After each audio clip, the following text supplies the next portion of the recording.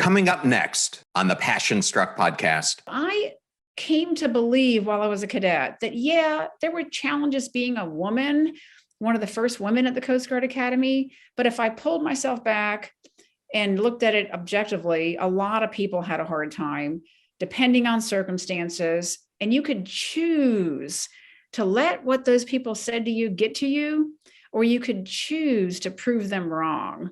Maybe it's the German in me, but I chose to prove them wrong and to show that I could make it there. And all it did when somebody would tell me, hey, you're a woman, it's going to be harder for you here, I would just say, hey, to myself, that's just another incentive for me to try harder and to persevere. Welcome to Passion Struck. Hi, I'm your host, John R. Miles, and on the show, we decipher the secrets, tips, and guidance of the world's most inspiring people and turn their wisdom into practical advice for you and those around you. Our mission is to help you unlock the power of intentionality so that you can become the best version of yourself. If you're new to the show, I offer advice and answer listener questions on Fridays. We have long-form interviews the rest of the week with guests ranging from astronauts to authors, CEOs, creators, innovators, scientists, military leaders, visionaries, and athletes.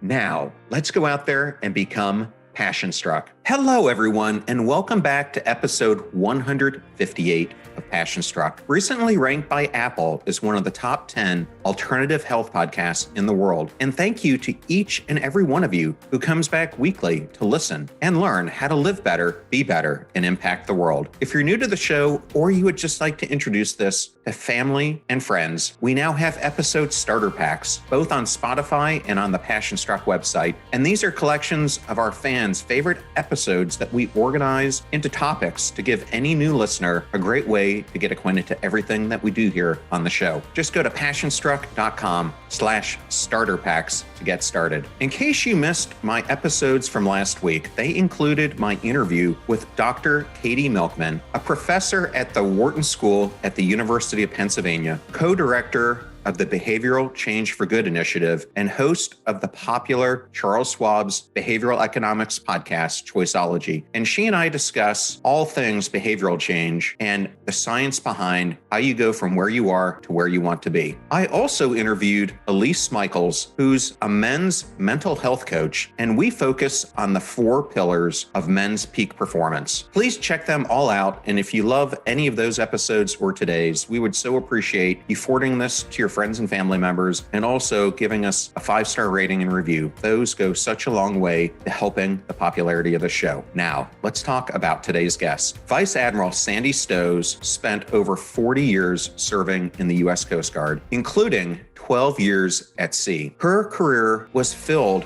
with leadership lessons gleaned while breaking ice and breaking glass, as the first woman to command an icebreaker on the Great Lakes and to lead a U.S. Armed Forces Service Academy. She finished her career as the first woman assigned as Deputy Commandant for Mission Support, directing one of the Coast Guard's largest enterprises. She has lectured widely on leadership and has been featured on C-SPAN and other media outlets. In 2012, Newsweek's The Daily Beast named Sandy to their list of 150 women who shake the world. She is the author of Breaking Ice and Breaking Glass, Leading in Uncharted Waters. In our interview, we discuss how she developed her drive through becoming a state champion track and field athlete, overcoming the odds to be one of the first females who ever graduated from the U.S. Coast Guard Academy, as well as years later becoming its first female superintendent. Her life lessons from 12 years at sea, the 3 Ps of power, what she learned from the Kung Fu Panda, the difference between a person of character and a leader of character, her advice on behavioral change, and so much more. Thank you for choosing Passion Struck and choosing me to be your host and guide on your journey to creating an intentional life.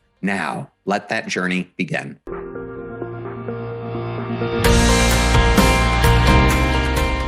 So excited to welcome Vice Admiral Sandy Stosz to the Passion Struck podcast. Welcome, Sandy. Well, thank you very much, John, for having me. I'm delighted to be here. I'm delighted for you to be here as well. And after reading your incredible book, and I'm going to just put it up here for the audience so that they can see it, I found we had a tremendous amount of similarities. And I wanted to start out with one.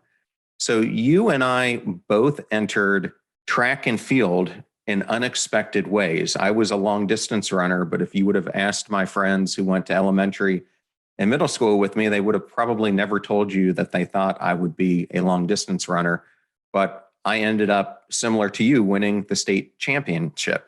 So what I wanted to ask is, what did you learn from track and field that has carried forward throughout your life as a life lesson? That's an interesting question, John. And no one's ever asked me that. I've been asked questions about how sports influenced me, but not specifically track and field. So I'm going to answer it in my typical manner, which is the first thing that comes to my mind, because I think that's the most genuine way to answer. And when you asked me that, I thought about, oh my gosh, running wind sprints up hills or upstairs in the high school. Our high school was like 3 or 4 levels, and our track coach would assign us a workout that was going up and down hills outside or going up and down the stairs. And it was brutally hard. And you had to do the hard work to be able to perform at the level required to beat the competition. And I think it was there on the stairs, double timing up the stairs and down the stairs and up the stairs and down the stairs until your legs were like jello. And it really hurt and it was really hard, and it would have been easy to quit. And who's going to be looking at you? You're in the stairwell. Nobody else is watching you because your coach can't be everywhere. You're assigned to go and do this with a small group of people in your competitive area. And I was a thrower. I threw the shot put in discus. And I think that was a huge lesson learned, that it's painful to do the hard work, repetitive hard work that looks like it's not getting you anywhere except up and down stairs, but it eventually gets you to stand in the winner's circle of a track and field event. Or if you want to translate that to life, it helps you to achieve the goals you set for yourself, even if you might not think you can get there. Yeah, I think that's tremendous advice. And I think there's so much I learned, both from my high school experience and then running Division I when I was at the Naval Academy. There's so many lessons you can learn, from mental toughness to being a teammate, to overcoming failure, to overcoming your inner demons, to establishing mental toughness. So I'm a huge advocate of sports and how they affect you long term. Well, speaking of the Naval Academy, you passed up the opportunity to go to my alumnus to attend the Coast Guard Academy. And I actually knew a number of Coast Guard cadets that were of my class because I went to NAPS with them. And one thing that always struck me about the Coast Guard Academy, and if the listeners aren't familiar with this, is your attrition rate. My class probably had a 66% attrition rate, maybe a little bit higher than that. And that was really looked down upon at that time from the Naval Academy because they wanted a much higher one. And when I interviewed Vice Admiral Ted Carter, he told me it's now in the lower 90s, amazingly. But when you went and you graduated in the third group of females who went to the academy, there was a 50% attrition rate. And for the females, a 66% attrition rate. I can't even imagine going through the hazing I did would have been like for you and being in one of those first classes of women. So can you talk about that experience at all? Because to make it through and be one of 10 women who graduated from your class is sure an accomplishment. That's another good question. And I'll start by saying why I chose the Coast Guard Academy instead of the Naval Academy, because being born and raised in Ellicott City, Maryland, I had looked at the Naval Academy right next door in Annapolis and started through the nomination process, which is politically oriented. You've got to get a congressional nomination to get into the process for appointment at the Naval Academy and the other DoD service academies. But the Coast Guard, being still part of the armed forces, but with a different title of law governing governing us, our academy didn't have a congressional nomination process at Coast Guard. It was direct admit. So I applied to the Coast Guard Academy as a backup, but got accepted right away because it was a direct admit. And I thought, I'm still slogging through this nomination process at the Naval Academy. I'm going to say yes to a college that wants me for what I know, not who I know. So it was merit-based, direct admission.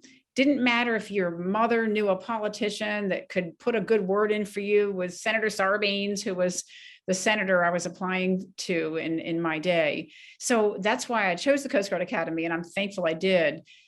But yes, it was really hard being one of the first women. I was in the third class of women, and the attrition rate in your day, John, and my day was a lot higher. So our attrition rate was 50% overall for many, many years at Coast Guard Academy. Now it's only about 10%. I'm just guessing, so don't quote me on that. But as Ted Carter said about Naval Academy, Coast Guard Academy's retention rate is probably close to 90% right now. But when I was going through 50% retention for men and only about 1/3 retention for women. So it was hard. And I think, though, that there's a lot more reasons that women left because it was hard for the men, too. So, yeah, there was one class of men, the class of 1979.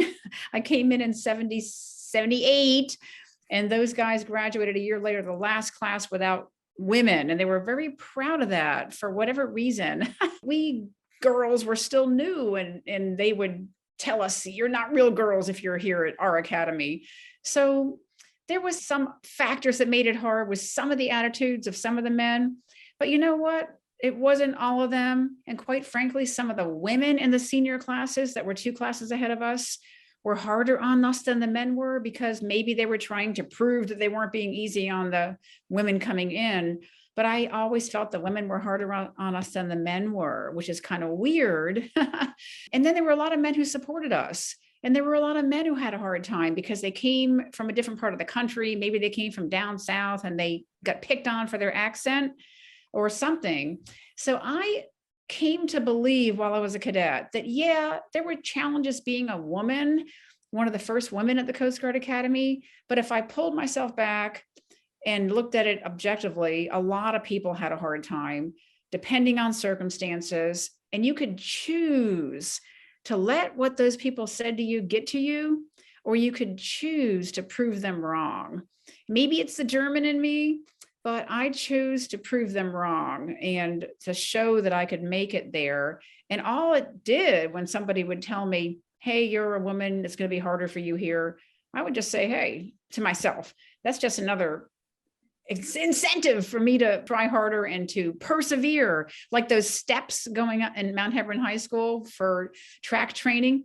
I was not going to give up just because somebody told me it was going to be hard and it's harder for women and maybe you won't make it. So I found it to be motivating to some extent. But yeah, we still had a high attrition rate, so you had to persevere. And when I saw people falling out, so to speak, around me and quitting, and I don't mean quitting in a pejorative sense, but leaving the institution, not persevering, there were reasons for it. It made me desire even more intensely to stay because I didn't want to get sucked into that vortex of seeing other people around you quit, so you quit too. So I think there's a lot of mental engagement that a person can bring to adjust their circumstances, but it's easier said than done. And that's why I love podcasts like this, where you ask these questions, John, to help people like me give back a little by showing how I was able to do that and maybe help somebody else to persevere and hang in there through a tough time.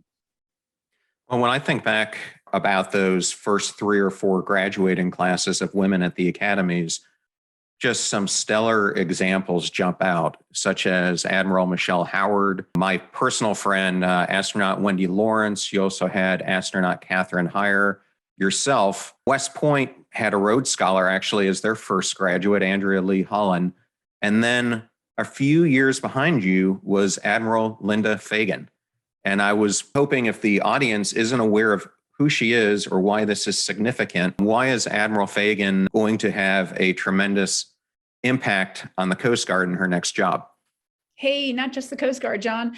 Admiral Linda Fagan will be the first of any of the armed forces in America to be the service chief for one of those armed forces. So she's going to be the Coast Guard Commandant coming up in June.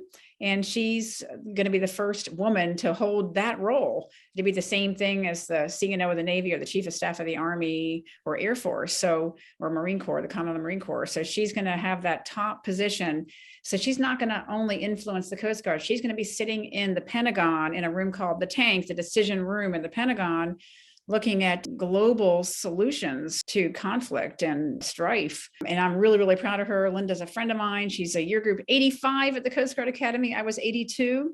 I served with Linda, and she's a rock star. She's going to do a great job and be a great role model. And the Coast Guard, I just have to give the Coast Guard so much credit, because speaking, back to me, since you're interviewing me, I was the first woman of any of the services to serve as superintendent of one of the Armed Forces Service Academies. So the Coast Guard has led the way in women being first. And when we brought women into the Coast Guard back in 1976, when all the academies had to open their doors to women, our commandant said, hey, if we're going to open the doors to women at the academy, they're going to be able to serve anywhere, on any ship we have. And at the time, we had the 78-foot small, the Coast Guard cutters, small frigate-sized ships that points in time were armed with harpoon and CWIS weapon systems.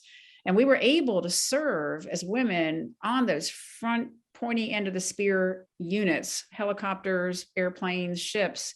We weren't excluded by combat exclusion laws, which the other services quickly laid down to make sure that although women were forced by the Congress to go to the academies to be admitted, the services weren't going to let them serve in combat. And they put those exclusion laws in. We never had those exclusion laws.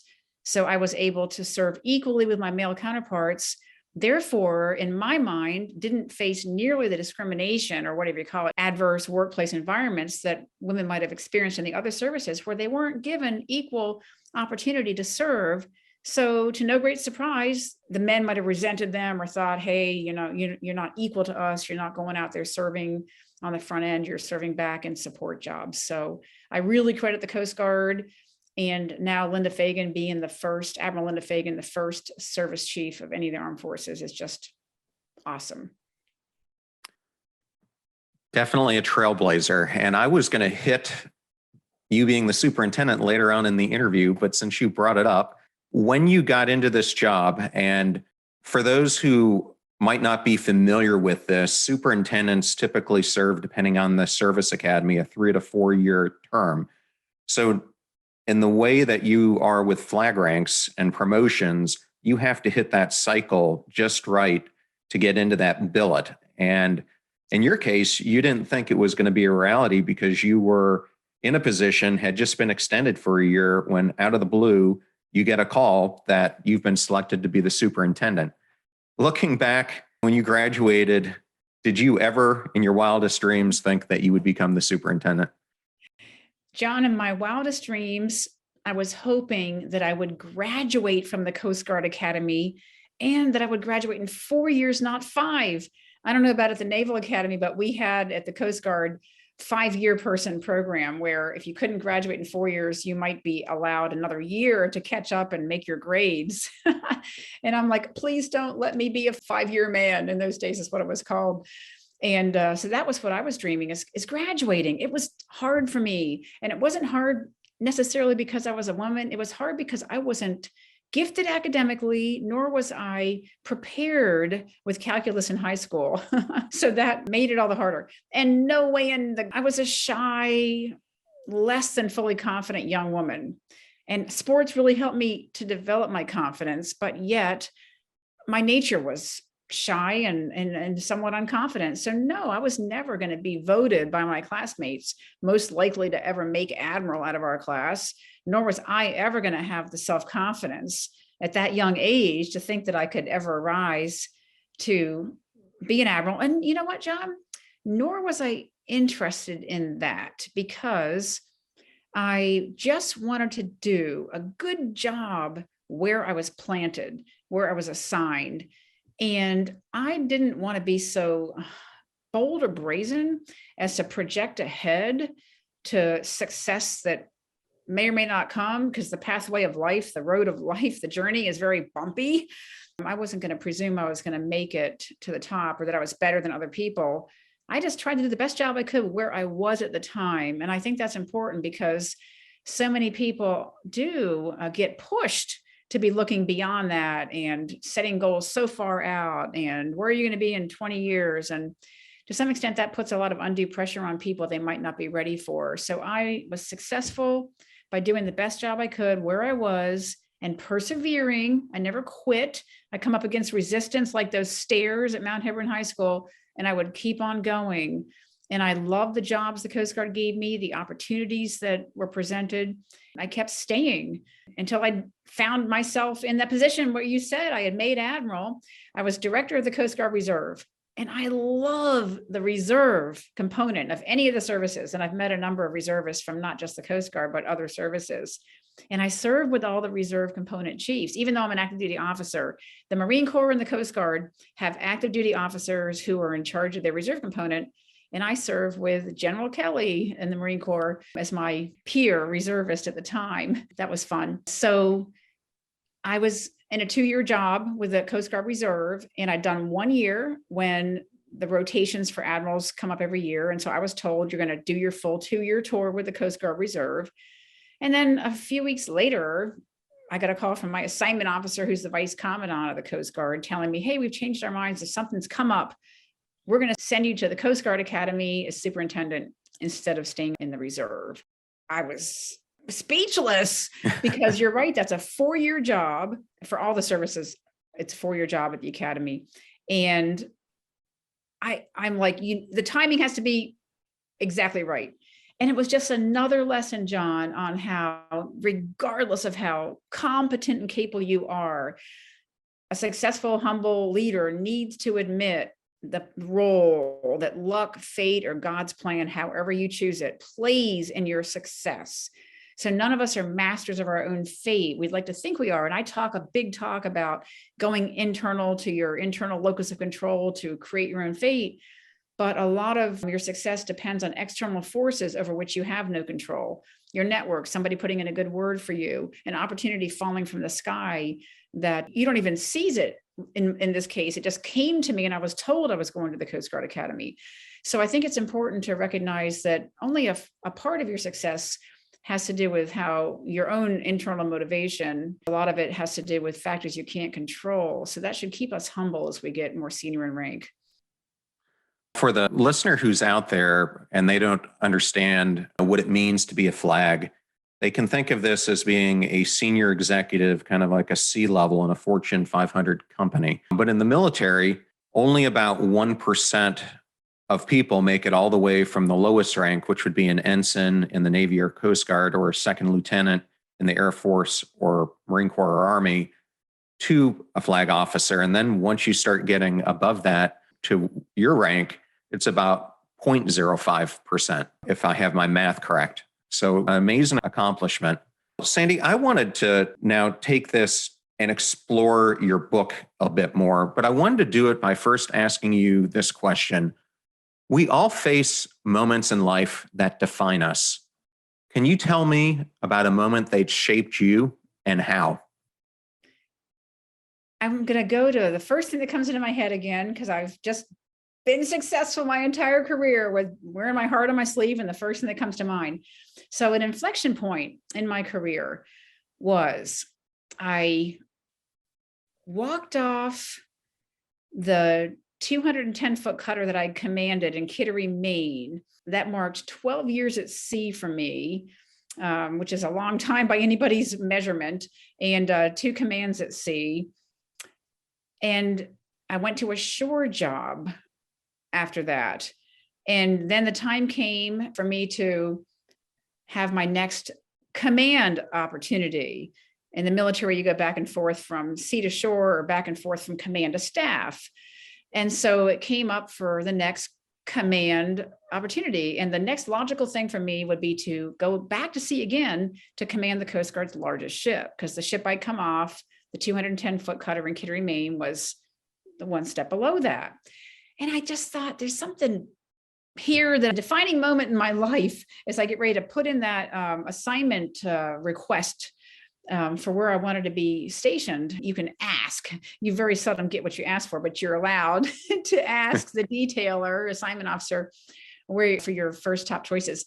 I thought, well, I'm not sure I want to go back to sea for another 2-year tour. It's kind of more of the same. And I feel like I need another opportunity to achieve my full potential that I'm starting to think about instead of just cruising along, no pun intended, on this seagoing career. And I thought, what is it that I love about being at sea? I thought maybe it's the sunrises and the excitement of the mission, the adventure, all those things come to mind. And I'm like, something's missing out of that. That's all the tactical stuff back in my past. It's really in port when you're the captain of a ship and you're looking over the bridge wing, the top of the ship there. You can see on the pier a new recruit from boot camp walking up in his full dress uniform, getting ready to report aboard his first unit ever, he or she. And they know they're supposed to salute one end of the boat, the ship. The stern is where you're supposed to salute with the flag, but they forget in the time they've only been in the Coast Guard 6 weeks, 7 weeks getting their training. So they hesitantly salute the bow of the ship and they're yelled at the first time they come aboard. And so they're unconfident. And then 2 weeks later, you see that same recruit. And now the young person is wearing a uniform and they're pulling on a line and they're singing out with confidence. And they have transformed into this person who is capable of so much more than they were before they came into the Coast Guard. And I'm like, okay, my passion and my purpose is going to be to go and train the next generation of young leaders of character. And I put my name in the hat for commanding the Coast Guard's boot camp, which was not even in my specialty area. I was a sailor, cutterman. And out of nowhere, I got the job. It was the hardest thing I ever did to write a letter to my assignment officer saying, I do not want to screen for command of a ship, but please screen me for command of the boot camp. And I got that command and it transformed my life.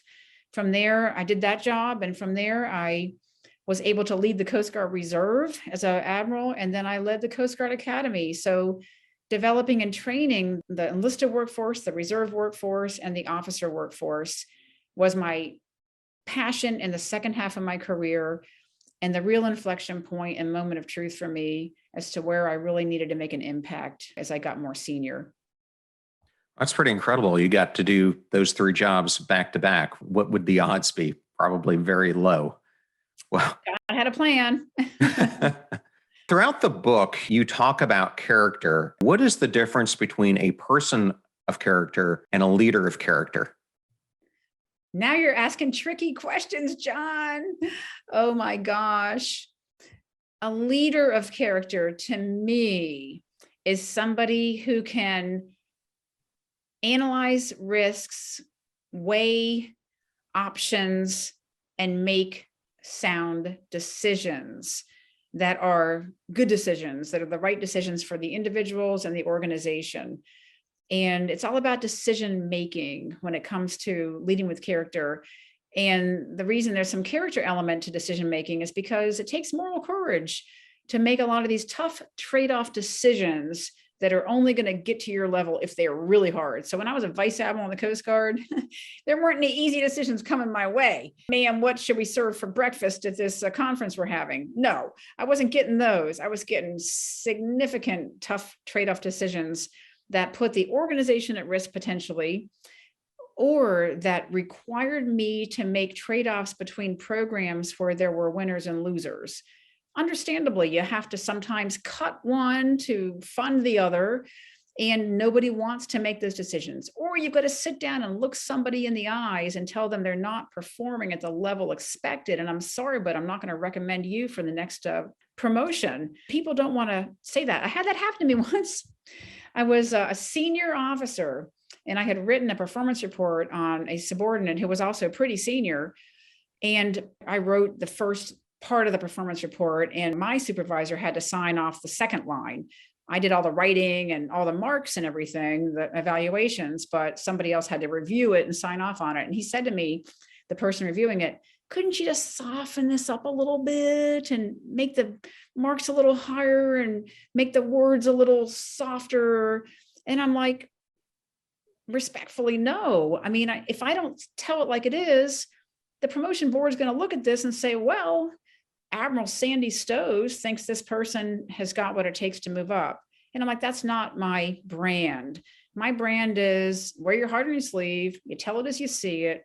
You're straightforward. You're fair and firm. And everybody knows that. And I'm not going to have a fitness report, an evaluation report signed by me that has made things squishy so that the person reading it doesn't have to feel like they didn't meet muster. No, I'm going to sit down and tell that person, you're a great person, but at this level, you're falling short in these areas. And therefore, I'm not going to recommend you for the next level. And that's nothing personal about that. It's just all about performance. So you have to be honest with people. And I'm giving that as an example because where I see the lack of moral courage in leaders of character most often is they don't make those tough decisions to confront somebody. They walk past these violations. The standard you walk past is a standard you accept, right? You can tell I have passion about this. So that's the difference between a leader of character and a person of character is can they, with courage, make the decisions they have to make that they're getting paid to make?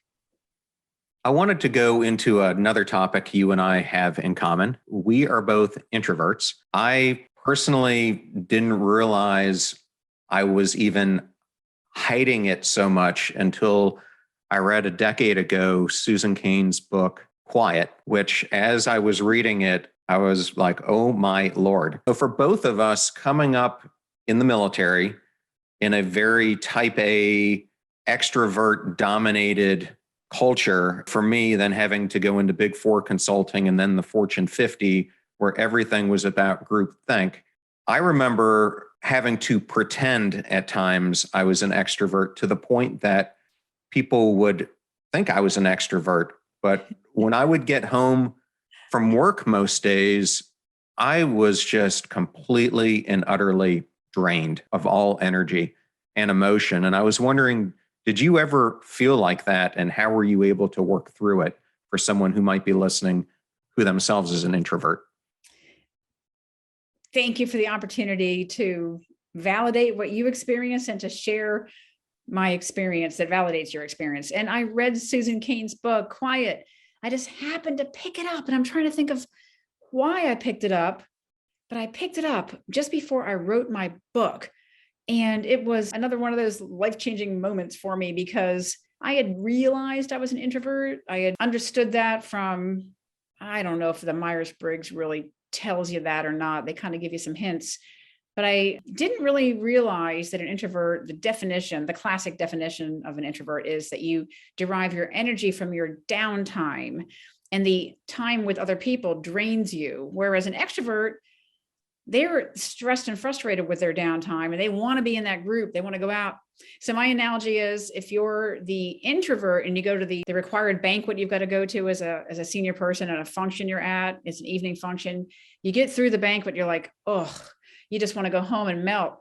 The extrovert's like, where's the after party? Because they want to keep the energy going, whereas my energy's gone. So for all those who are introverts out there who've ever felt like that, that's okay. Your symptoms are normal for you. But what I would say is just listen to me. People listening in would think, oh, she's lying. She's an extrovert. I can tell by the way she's speaking. No, I became the person I needed to become to achieve the goals and to achieve the passions and purpose I set for myself in life. And to achieve those goals, become the person I wanted to become, I had to adapt to the circumstances. And that wasn't bad.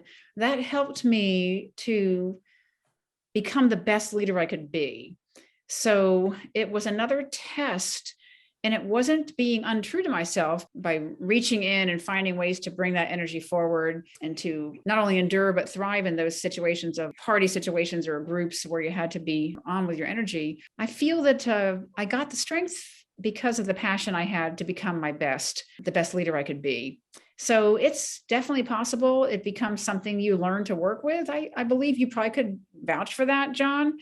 And as long as I can get my downtime, I'm okay. And I found that hard at times in my life to get that downtime, but you've got to make time for it or else you're going to fall into the exhaustion mode because you're not going to be able to recover and renew and refresh yourself. And that's important. Well, I agree. And I think over my career, what I learned the most from it is people are productive in different ways. And so you throw me into a groupthink environment, you are never going to get my best ideas because other people are going to shout over me, express their ideas. You'd be much better giving me assignment, letting me go off and think about it for a little bit, and then coming back once I've researched it and had time to digest it and then present it. And I think that's a key difference. So for me as a leader, I tried to look at the people who worked for me and adjust the way I worked with them based on their personality type and their strengths and weaknesses. And speaking of that, and Susan Cain, if you have not checked out her new book, Bittersweet, I had her on the podcast about a month ago, and she just has such a way of taking complex topics and making them digestible. So I'd highly encourage that for you or the audience. Well, in chapter 4, you discuss one of the most important aspects of learning to lead is a commitment to lifelong learning. Why is that so important? And what would your advice be for listeners? I've been asked in my career, how did you persevere to never quit? And that's a common question I get. But then, of all people, my mother-in-law, out of the blue one day, a couple of years ago, asked me, so Sandy, what motivated you to stay in the Coast Guard? So that's a different question than why you didn't quit. Just persevering, putting your head down and grinding along. What motivated you? And yeah, just plain old perseverance might exhaust you and wear you out. But the motivation came from the continuing education, the continuing opportunities, the lifelong learning the Coast Guard was giving me. The Coast Guard gave me little opportunities to go to 1 or 2 week trainings, like a mentor training course. They put me through graduate school at Kellogg Business School, completely covered by the Coast Guard. They sent me to the National War College. They encouraged me, my supervisors encouraged me to read. I had bosses give me books. I remember a boss of mine when I was a lieutenant gave me a copy of The 1 Minute Manager by Blanchard. Dang, I'm trying to think of the first name. And that was an awesome book for me as a young leader. And so lifelong learning motivated me. And I, in turn, copied that example down and tried to use lifelong learning to motivate people under my command, try to encourage them to read. I always encourage people to read the classics of literature so they could derive their own leadership lessons instead of being prescribed them by a lot of the famous leadership books that are the 7 ways you can do something or the 3 ways to succeed. That's prescribing ways that you can get ahead. That's fine, but I'd rather derive leadership lessons. I find it more intellectually challenging to read a good piece of classic literature and look for the leadership lessons in that. A book club is a great way to have those intellectual discussions where you're talking with other people who are interested in finding the leadership nuggets, like in an old novel that you come across, like the Cain Mutiny is one of my favorite ones for looking at leadership lessons. There's a sea bag full of them in there. Out of that, can I ask you, what did Seaman Mike Wyrach teach you? It coincides with that Cain Mutiny. Yeah, so I had my first command, what John's talking about is my first command ever was a small icebreaker, 140-foot icebreaker on Lake Superior up in the Great Lakes. We broke ice for great big ore carriers coming across Lake Superior down the St. Mary's River. And I was a lieutenant. So in 2003, I was about 29 years old and I had a crew of about 15 men, all men. And I had not that long ago, maybe 2 years earlier, read that book, The 1 Minute Manager, about empowering your people, looking for the good in people, and that positive deck plate leadership where you get out and walk around and catch people doing something good. And so we had this helmsman, and usually in a Navy or a Coast Guard ship, a maritime ship, the captain or the person in charge of running the watch, the ship, standing the duty, will direct all the movements of the ship, the engine order, telegraph, and the helm. So come right 5 degrees, come left. And working in the river all day, you had a master helmsman like Seaman Wyrach, like John mentioned. And when I got comfortable with him after just a short time on the ship, I said, look, we're a small crew here. we believe in trusting each other. We've built that trust amongst each other. Seaman Wyrock has earned that trust by his mastery of being a helmsman, his experience and his demeanor. I'm going to let him steer the ship down the middle of the channel. And there's ranges, which your audience might not know what they are, but there's guidelines on how you can stay in the middle of the channel on these narrow waterways. They're put in by the Army Corps of Engineers. So believe me, you do not want to get out of them. no, you don't. And it's easier for a good helmsman to steer himself or herself, it was a him in this case, down those ranges and make the turn themselves instead of an officer of the deck trying to give a rudder command. And Seaman Wyrock, when I told him that, and the crew was kind of surprised because they're like, oh man, our prior captains have never done that. I'm like, well, I'm going to empower Seaman Wyrock to steer this ship. Oh my gosh, the man stood taller. He was already about 6'2". And he was kind of a little bit different person after that. And the whole ship, the morale, you could see it. I mean, there was a better sense of trust. So it wasn't just Seaman Wyrock that got a kudo and got empowered that day. It was, hey, this captain. And I was the only woman, the first woman ever assigned to the ship. People were testing me and wondering what was it like to work for a woman. So I found that this was a way I could earn the trust of the crew by trusting them, and in turn, they would trust me. So the morale on the ship was good, and people knew that I was going to be firm but fair. I was going to trust them to do their jobs, empower them when I could, and was willing to take the risk of looking at a little maybe unconventional way to do business that would help my people to achieve their full potential and not be held back by artificial constraints.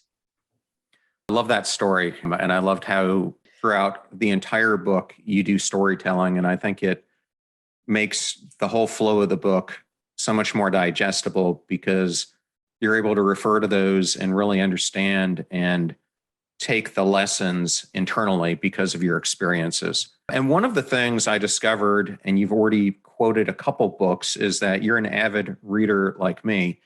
And one of my favorite authors is Gretchen Rubin, who was just on the podcast this week. And when I was interviewing her, I asked her, what is the most pinnacle thing for us to try to achieve in our life? And she said, it is the ultimate quest to know yourself. And through that lens, I wanted to ask you, what did you learn from reading Shakespeare and Sophocles about the importance of self-awareness? Oh my gosh. So you're playing right into a part of my book where I talk about when I was a cadet at the Coast Guard Academy, I took a class in humanities on the tragic hero in literature. And Shakespeare plays frequently have a tragic hero, somebody who is prominent, a king often in his plays. And yet they fall in the end because of a tragic flaw. And it's always either absolutely hubris or related to hubris. So they can't see past the forest for the trees. They get caught up in the power and the struggle, and they fall victim to this hubris, which is thinking too much of themselves. I know some people don't understand what hubris means. It's the opposite of humility. And boy, did I learn from that. I'm like, wow, you got to be so careful, because these ancient plays would show how a hero would just keep on losing sight of reality. And the reader is like, hey, seeing this, but the tragic hero themselves is the only one blind. And most people who are listening will have recognized a leader, either in society or in their personal workplace, who they've seen this in, somebody who gets more and more senior, more and more up in the chain of command, whatever that might be. And they start to lose track of reality, and they start to see themselves as taking privileges or treating people differently because they're so senior, and they start to expect a different kind of treatment. And sometimes they do it all self-unaware. It's not like they're deliberately looking to become a toxic leader, and they wake up one day and they are one, and they're the only one who doesn't know it. And that's what happened in these plays, is the tragic hero often dies in these ancient plays. In more modern literature, you see a lot of takes on the ancient plays like Sophocles and Shakespeare. And it's just an old story made new with modern day heroes that fall. And it's a pattern that repeats over history. So people can avoid that. And I've got a little, can I talk about my 3 Ps of power? In chapter 6, which I think you're referring to, is that when you were talking about the quote from Abraham Lincoln about how if you want to test a person's character, give them power. Right, exactly. And out of that, you had a lesson, I think, if I'm correct, it was Lieutenant Dale Thompson taught you about these 3 Ps of power. And I thought it was for me, one of my favorite chapters in the book. That lesson resonates with a lot of people. So I was an ensign. So in 01, I was 22 years old, reporting to my first ship just out of the academy. I was still unconfident and I'm shy. And here I am on a great big icebreaker, and we deployed to Antarctica. I've got lots of duties. I've got a primary duty of qualifying as the underway officer of the deck. I've got collateral duties. And one day I went to my boss, who was the operations officer, Lieutenant Dale Thompson, and I said to him, I'm having a hard time motivating a person that I'm supervising to do his best work. And of course, once again, I was one of the only women on the ship of 220 people. There were about 20 of us women, though, because the Coast Guard was trying to give a critical mass of women on the few ships that we had enough women to sail on, to disperse women to. He said to me, Sandy, there are 3 kinds of power, and you've got to learn them if you're going to succeed. There's personal power, professional power, and position power. And if you're going to succeed, you need to lean on the first 2, the personal power and professional power, and use the third, the position power, only as a last resort. And so the personal power is how well you motivate people, your empathy, emotional intelligence, those kind of qualities that make you somebody that people can relate to. I almost said but I'm careful with that word. So that there needs to be respect there for who you are. And then professional power, that's how you present yourself, what you know, how good you are at your job, how hard you work, what you wear. Is your uniform or your clothing appropriate and squared away? And then there's the position power. That's what's on your rank, whether you're the vice president at a private sector company or an admiral on the Coast Guard or whatever your rank is. And a lot of people, as they get more senior, to get back to that tragic hero and hubris, they'll start to lean more and more on the position power. They'll walk into a room and they're the admiral and everybody stands up, or they're the vice president and everybody defers to them. But I tried, because of what Dale Thompson taught me my entire career, to master my personal and professional powers and to lead with them. And so every single day I tried to build trust and earn respect, regardless of how senior I was, through my personal and professional power. And I'm not saying I succeeded. You could ask some of the people who work for me and they would say, what?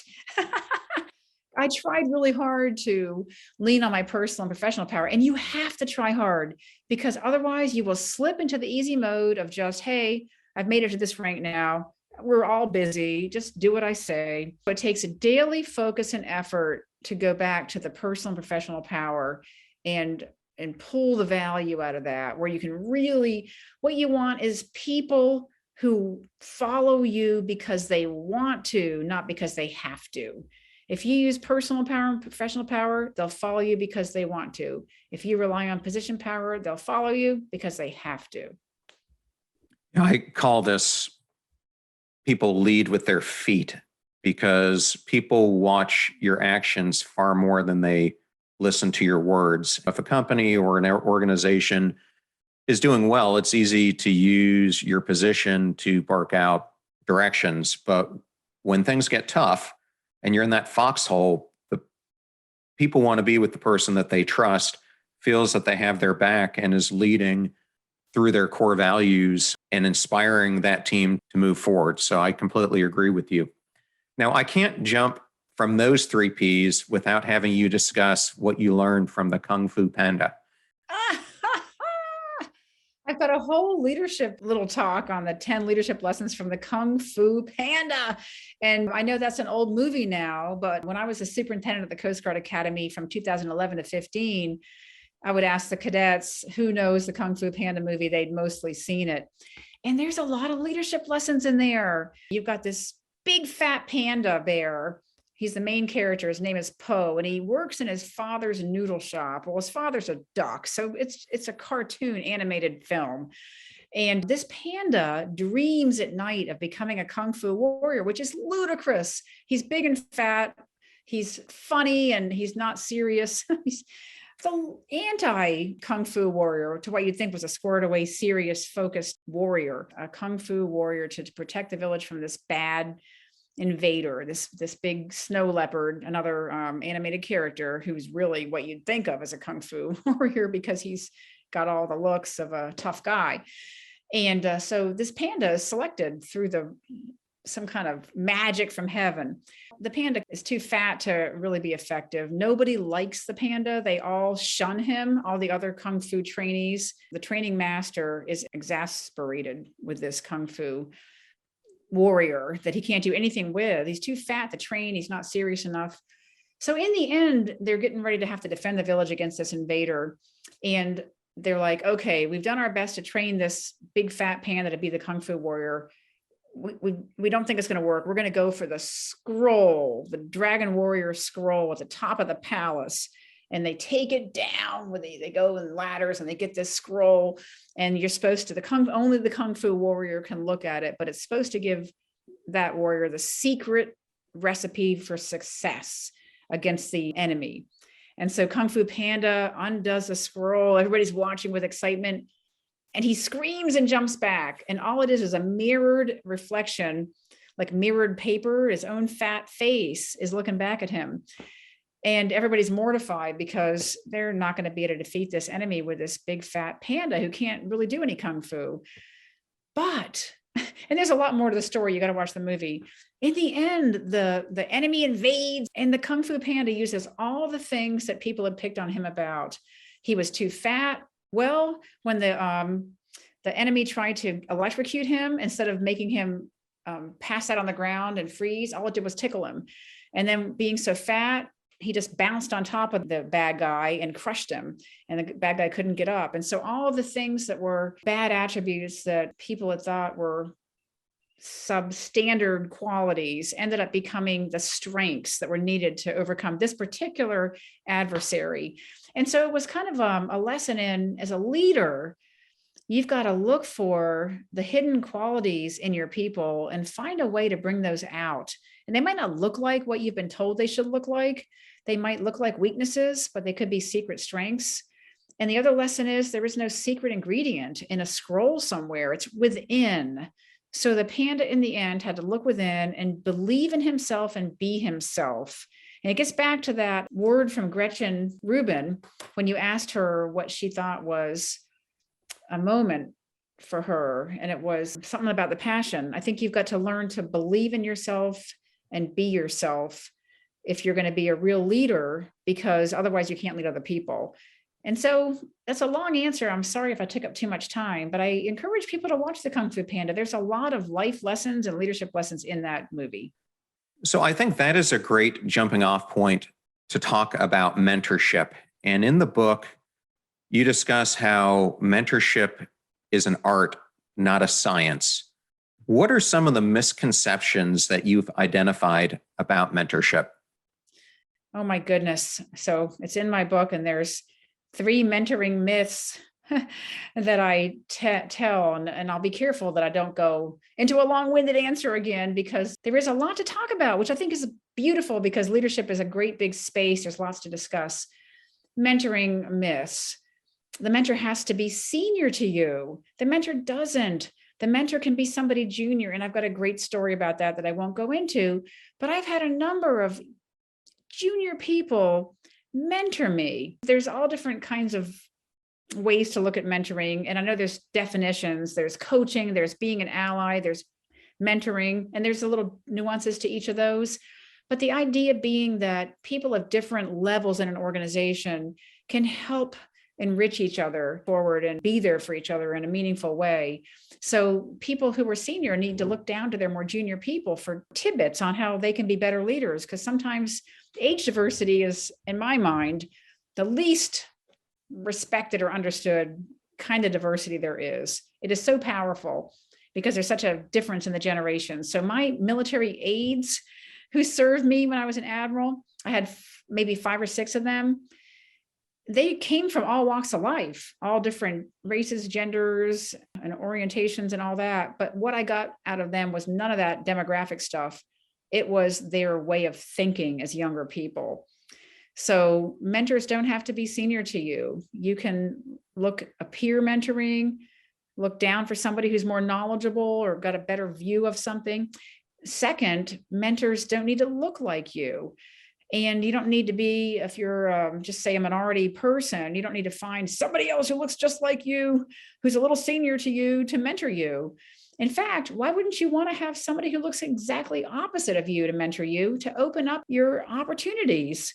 So if you're just going to be mentored in the same small thread of whatever ethnic diversity you happen to be in, you're not going to have the richness of somebody else's network that might be someone who looks different from you.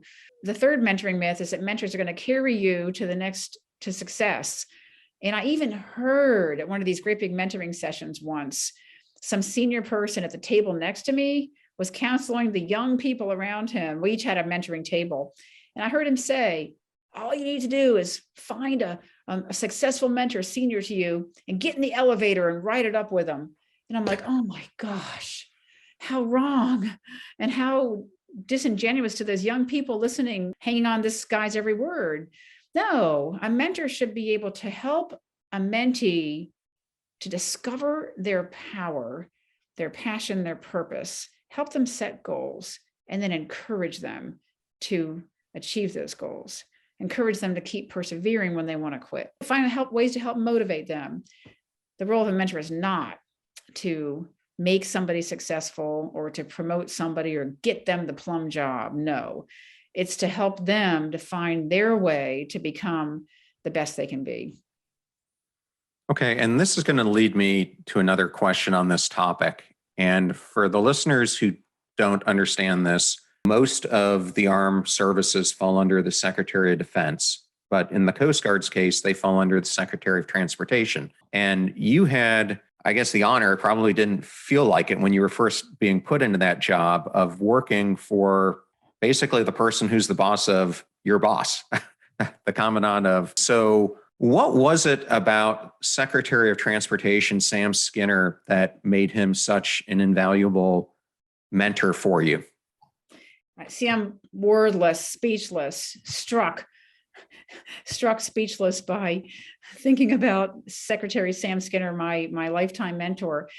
So in the 1980s and 90s, well, the Coast Guard started out in the Department of Treasury under our founding father, Alexander Hamilton, back during the Revenue Cutter Service.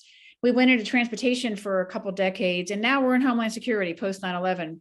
But when I was a young lieutenant, we were in transportation, and I was working for Secretary Skinner, and he believed in me. So here I am, a lowly lieutenant working for the service secretary, and he took me to every meeting he had. The only meetings he couldn't take me to were the cabinet meetings where he didn't have the say on who came in. And they were at the White House, and only the principals could come into those meetings.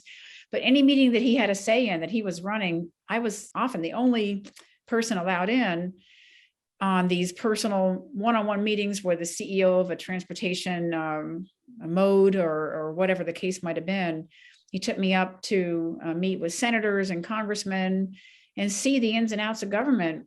And he wanted to do that so that he could set me up to teach me everything he could, empower me to the maximum so that I had the best opportunity to achieve my goals in life. And he did it by empowering me and believing in me. And nobody else until that time had done that to that degree, where he would ask my opinion. You're riding in a car where the service secretary, you're only a lieutenant, you barely break squelch in the chain of command. And he turns to you and says, Sandy, what do you think about this issue that we're going to go talk about with Senator Kennedy? And you're like, oh. And so I'd give him my young person's perspective. And in those days, that was very rare. We're talking 1989 here. Nowadays, it's become 35 years later, it's become more common for senior people to recognize the value of reaching down to the younger generation. Like I was kind of just saying during the mentoring talk we had, to ask advice of a different generation to get a different perspective, but it was unheard of in those days. So Secretary Skinner earned my undying loyalty and respect by believing in me and empowering me. So we've been talking a lot about personal leadership journeys today. And yesterday I interviewed Dr. Katie Milkman. And if you're not familiar with Katie, she is a tenured professor at Wharton, and she co-founded the Behavioral Change for Good initiative with Angela Duckworth, which is a great organization that they've enlisted the support of about 150 behavioral researchers and scientists across all the major universities, and they're collaborating instead of competing.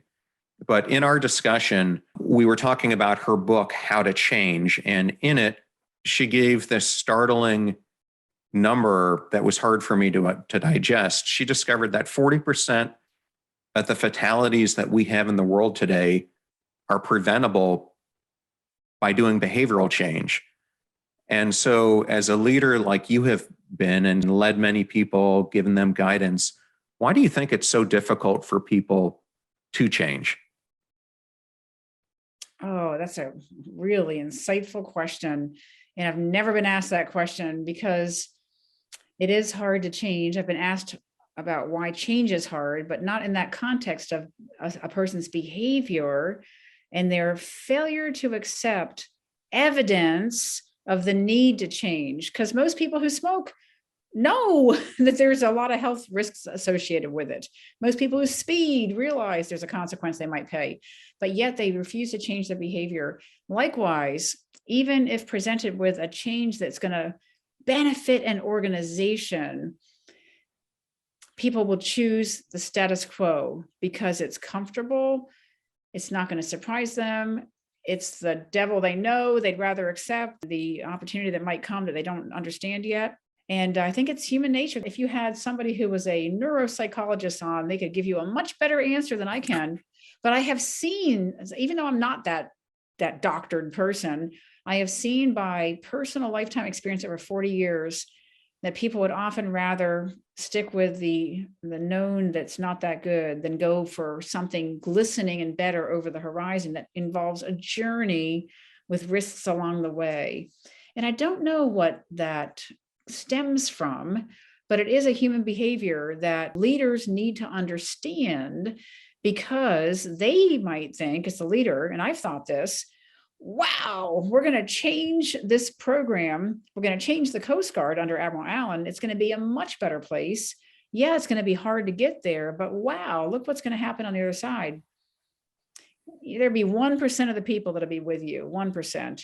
And even they might fall away if things don't work out exactly as they're supposed to. And they seldom do, right? It's trial and error, it's trial and error, it's trial and error as you're trying to work towards a better outcome.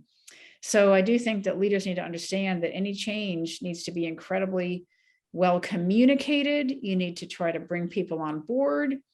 You need to show them where the value is, explain the risks, and then you need to do the hardest thing that requires moral courage. You need to let them know, the team know, and if you're not with me, you need to find another job and leave this organization, because we can't afford to have somebody who's undermining the effort behind the scenes. And in the government, that's what happens, because you can't fire anybody. And that's what happened. I've seen it over and over again. You try to change something, employees that are there, that are unionized, they're never going to support you, and they're going to undermine you and just wait you out, right? You know exactly what I'm talking about. Yep, I do. So you have to try to, if you can't get people on your team, you've got to try to move them on and get them off your team so they can't stand in your way, because they will stand in your way. And the one bad apple on the barrel will corrupt the entire barrel. And that's something we don't like to talk about much as leaders. We want to talk about the happy and focus on the positive, and everybody's got some good in them. Well, I've seen the other side of human nature in my 40 years of leading, and you've got to make sure you don't let that 1 or 2% of people destroy an opportunity for everybody. And there's a lot of that human nature element to overcome as a leader.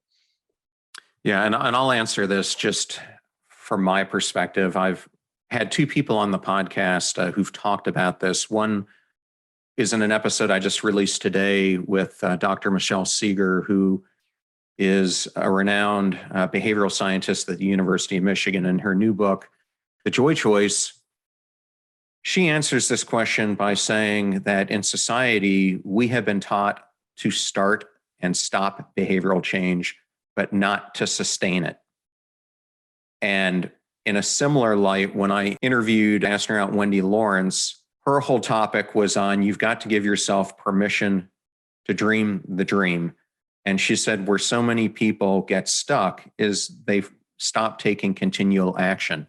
And I think what both of them taught me is we can have these long-term aspirations, but that's not what gets you there, whether it's an eating habit you want to change or becoming an admiral. It's the micro choices that you make every single day through, as you've discussed, passion, perseverance. And to me, the other missing element of this is whether you call it commitment or intention. You've got to be intentional about what you're doing. And I think from a lot of what I've gathered, it's lacking that sustainability that prevents people from moving this forward. In the book, you talk a lot about core personal values to live by. Why do you think it's so important to have these in life? And what are some of yours? So, personal core values are the foundation of your character. They're the cornerstones of who you are and how you're going to behave in a certain circumstance. Without the core values and the foundation they provide for your character, you're just going to blow with the wind. We've all seen leaders like that who don't seem to be grounded. They just go with whatever seems to be the popular culture at the time. I love this saying, you've got to stand for something or you'll fall for anything. I love it because the core values ground you and that you know what you stand for. You're not going to fall for something that isn't the right way to do business or the right way to respond. So my personal core values that I learned in childhood are honesty and humility is one pair, and hard work and perseverance is another pair. And they really are cornerstones for my foundation of my character. And I learned the honesty and humility from my parents, coaches, teachers when I was young. And I won't go into all that because we don't have much time. And the hard work and perseverance I learned working as a teenager on farm work and having to sweat in the tobacco field and be evaluated based on how fast I could tie up bundles of tobacco. So those four core values kept me like an anchor to windward in a tumultuous sea. And between those core values and then having a North Star to steer on, it was like I know it's a nautical analogy, but it works for me. Allowing you to remain steady in tumultuous seas and make sound decisions and keep steering a steady course because you're grounded in your core values. So I usually talk when I start any kind of a leadership talk with any kind of group, I usually start with core values because it's that important to me. If a reader was going to take one thing from your book, what would you hope that they took from it? I would hope that they would read my book and whatever their level is, because it is a book written to appeal and to have something for people from the entry level to the C-suite. I would hope that they would come away with a better understanding of how they can be the best leader they can be, how they can give back to help others become the best that they can be. So my book is all about giving back leadership lessons from my 40 years in uniform so that others can become the best they can be without having to go through every single little learning experience that I went through. So from the entry level to the C-suite, if people can read my book and become a better leader, the best leader they can be, and then pay it forward. And for those who are senior reading the book, mentor back down to somebody, bring somebody up behind you. For those who are junior reading the book, be motivated to say, hey, I could do it too. I've seen a model of how Admiral Stosz did it. I can become the best I can be too.